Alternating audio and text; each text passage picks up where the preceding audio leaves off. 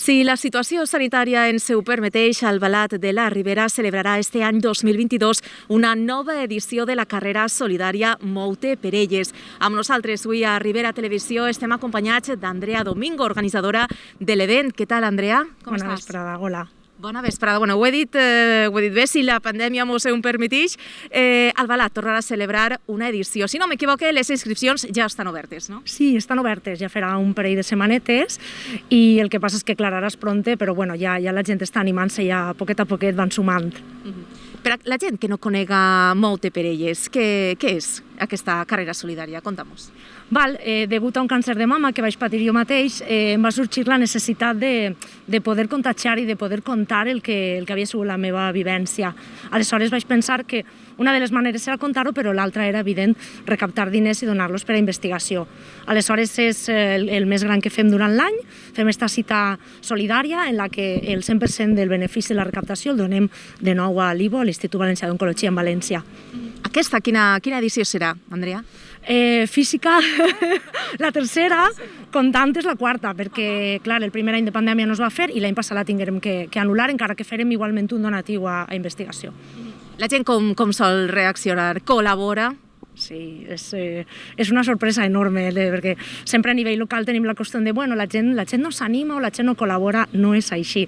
El poble d'Albalat de la Ribera és una meravella i he de dir que gent que no coneixes i s'uneix. De fet, el primer any arribarem a 1.000, el segon any tancarem en 1.500 participants. En veritat és un dia de festa al poble, i no sols veïns i veïnes d'Albalat, sinó també de tota la comarca arriben i participen. Però igual hi ha gent que està preguntant-nos, una carrera, a mi no, això de córrer no me va massa bé, però bueno, és un event familiar, en veritat, no? Hi ha gent que vol córrer, o patina, o en bici, en les mascotes, no és així, Andrea? Exacte. Nosaltres, braços oberts, i rebem tot. Sí que l'únic que demanem és que la gent s'inscriga per a que estiga, si passarà qualsevol cosa, que l'assegurança els doni cobertura, però hem tingut animals, de fet, gent que inscriu els animals com a dorsal zero per a poder sumar més. Xiquets, patinant, bicicleta. Nosaltres estem així per a rebre i per a sumar. Alguna sorpreseta teniu preparada per a aquesta edició? Estem intentant-ho.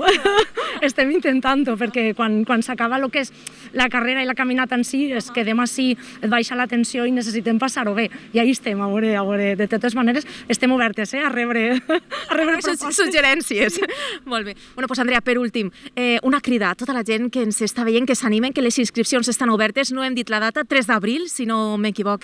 Així és que vinga, una crida a tota aquesta gent. Res, demanar-vos que sumeu, que poden ser 6 eurets, que és la inscripció a la carrera o a la caminata, o 4 dorsal zero, empreses que vulgueu col·laborar. Nosaltres estem així per escoltar la vostra proposta.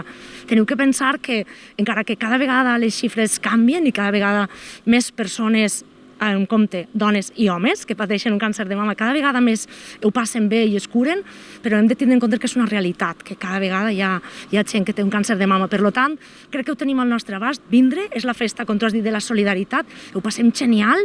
Després inclús ens quedem a dinar. Animeu-vos, 3 d'abril ens veiem en Albalat. La pàgina és Crono 4 Esports. Passeu per ahí, inscriviu-vos i sumem entre tots. Gràcies. Moltíssimes gràcies a tu per atendre'ns. Des de Ribera Televisió també els animem a que participen, sobretot el que ha dit Andrea, una gran cita solidària, una festa de la solidaritat ací al Albalat de la Ribera el proper 3 d'abril.